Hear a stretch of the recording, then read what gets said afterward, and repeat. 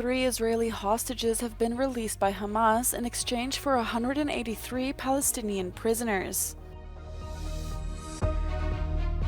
Thousands gather across Slovakia to protest against what they call the pro-Russian policies of Prime Minister Robert Fico.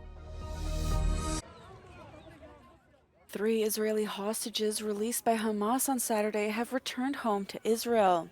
It was the 5th hostage release in the ceasefire deal that came into force on January 19th.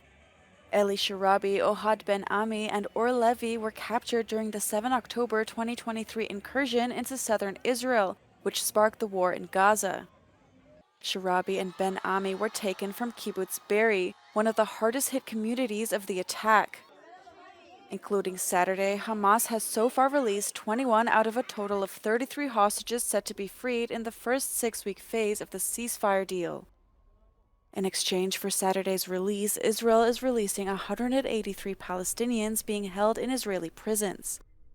Shortly after the hostage release in Gaza, a bus carrying a few dozen Palestinian prisoners headed to a meeting point in the West Bank, greeted by their families, friends, and well-wishers.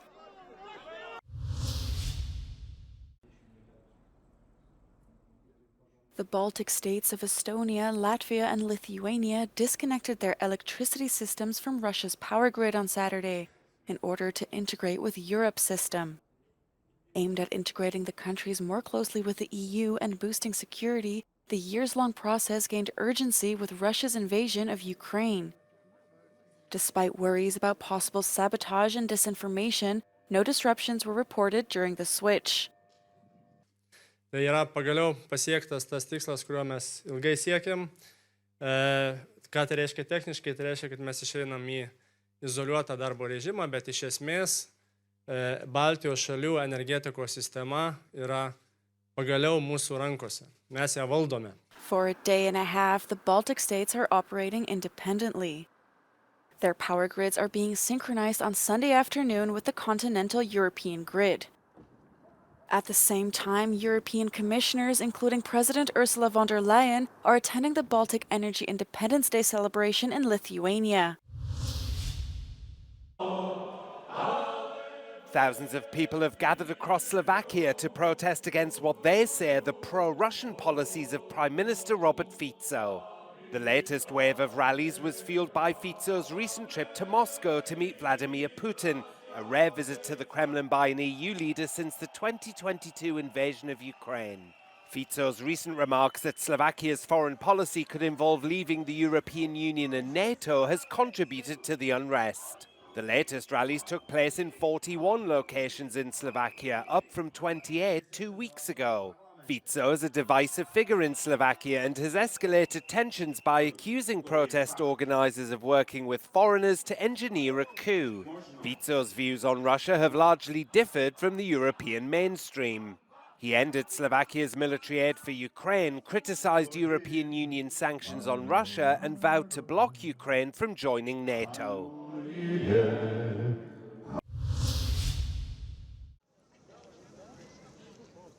The Kosovo parliamentary election, scheduled for this Sunday, will decide which government in Pristina will restart the negotiations with the Serbian community of Kosovo and Serbia.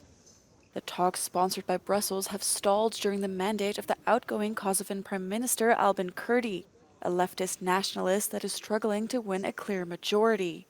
We need to go back to Brussels and continue our dialogue that has been initiated years back in order to close this chapter of disputes and move into another chapter which will bring more perspective to the Kosovo citizens, no matter of their origin.